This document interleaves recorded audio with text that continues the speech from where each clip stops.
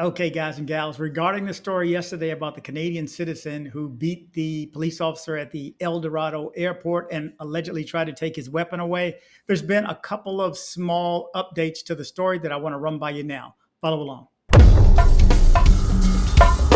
You're watching DC Born Rob, Racing Borders.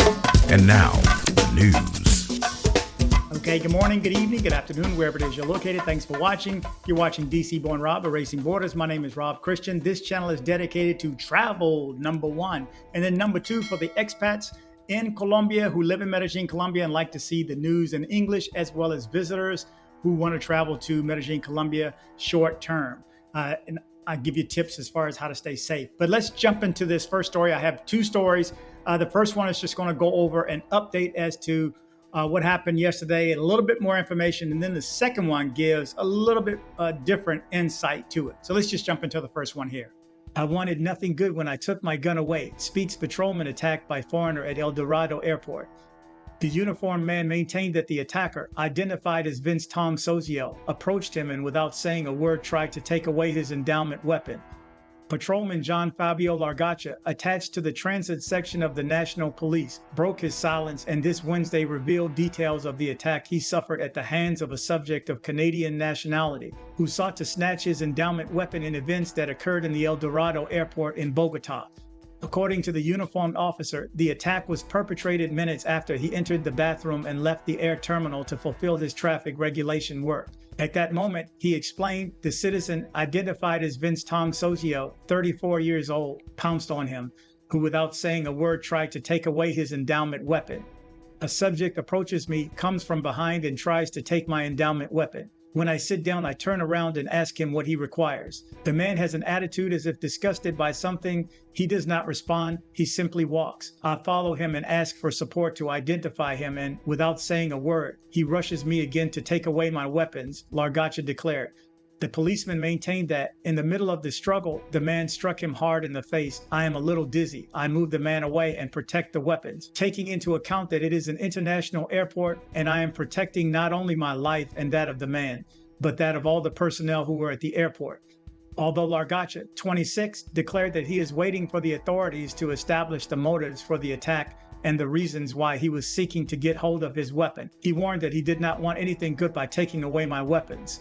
Along these lines, when thanking the citizens who guarded him, he stated that his first thought was to protect the people at the airport by monitoring the weapons because that was what initially the subject wanted to do. To avoid a tragedy. The uniformed man, who is part of the transit and transportation section, was treated at the Central Police Hospital. His condition is stable, although he has several injuries to his face as a result of the attack.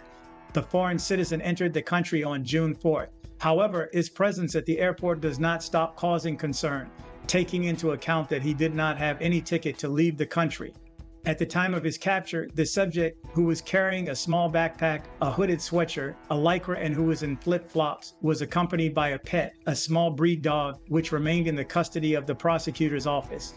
Currently, the foreigner, who was presented handcuffed by the authorities, could face criminal proceedings for the crimes of assault on a public servant and personal injury. For the first offense, according to the penal code, he faces a prison sentence of between 4 and 8 years. Faced with personal injuries, added to a prison sentence of more than 4 years, he would have to pay a fine of more than $17 million. Okay, so there you go. That's a little bit more information. And if you missed the story yesterday, this makes the story a little more full, a little bit more information to it. The next story gives a little insight, not necessarily reasons for it. Well, it looks like he's attempting to give an excuse for it. But we'll jump into that story. But first, I want to say thank you for everybody who donates to this channel. Thank you so much for allowing me to do this. It's been a long week for me so far. I can tell you that, with work over the weekend and throughout the week. And so I just wanted to come up. I tried to do the news again at 6 o'clock this morning. And then later in the day, I found these recaps. So I wanted to get this out even sooner without having to edit, hence my background. But anyway, again, thanks. Yo, I heard she ready to go. Won't you keep the same energy after the show? Hey, yo, I heard she ready to go. That's right. Thank you to everyone who has assisted and donated to the channel.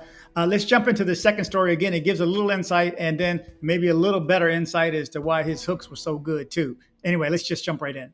Canadian tried to snatch the police weapon, thus began the physical aggression at the Dorado Airport. At the moment, the medical opinion of the police patrolman who was the victim of a violent attack is unknown.